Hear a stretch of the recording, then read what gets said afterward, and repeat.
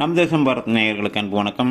தற்போது வந்துள்ள மிக முக்கிய செய்தி, அமைச்சர் திரு பொன்முடி அவர்களுக்கு அவரது மனைவிக்கும் இருவருக்கும் தலா 3 ஆண்டுகள் சிறை தண்டனை விதித்து நீதிமன்றம் தீர்ப்பளித்துள்ளது.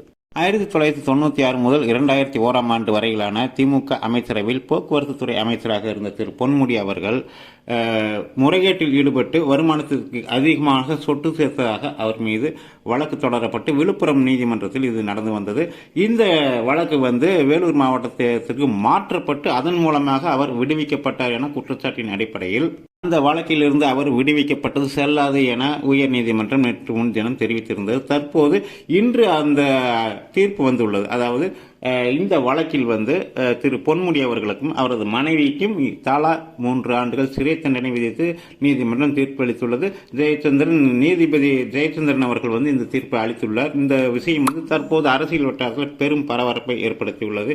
முன்னாள் அமைச்சர் பொன்முடி அவர்கள் சிறை தண்டனை விதிக்கப்பட்டது காரணமாக அவரது அமைச்சர் பதவியும் சட்டமன்ற உறுப்பினர் பதவியும் தகுதி இழப்பு செய்யப்படும் என கூறப்படுகிறது. அது மட்டுமில்லாமல் ஏற்கனவே திமுகவினுடைய அமைச்சராக இருந்த திரு செந்தில் பாலாஜி அவர்கள் அமலாக்கத்துறையினரால் கைது செய்யப்பட்டு சிறையில் உள்ளார்.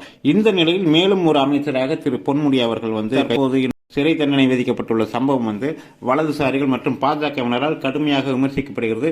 இது தொடர்பாக ட்விட்டரில் தற்பொழுது போடா மயிரே பொன்முடி என்கின்ற ஹேஷ்டேக் பல ஆயிரம் பதிவுகள் இடப்பட்டு வைரலாகி வருகிறது.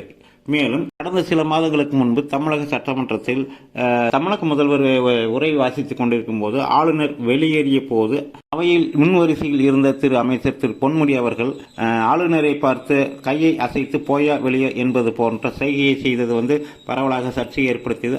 அதற்கு பழிவாங்கும் வகையில் தற்போது பொன்முடி அவர்களுக்கு சிறை தண்டனை விதிக்கப்பட்டதை பாஜகவினர் முகநூல், ட்விட்டர் உள்ளிட்ட சமூக வலைதளங்களில் பொன்முடி அவர்களுக்கு எதிராக ஹேஷ்டேக்குகளை பதிவிட்டு பாஜக மற்றும் சார்பு அமைப்புகளை சேர்ந்தவர்கள் மிகவும் பயங்கரமாக வைரல் செய்து வருகின்றனர். இந்த சம்பவம் தற்போது சமூக வலைதளங்களில் பரபரப்பை ஏற்படுத்தியுள்ளது.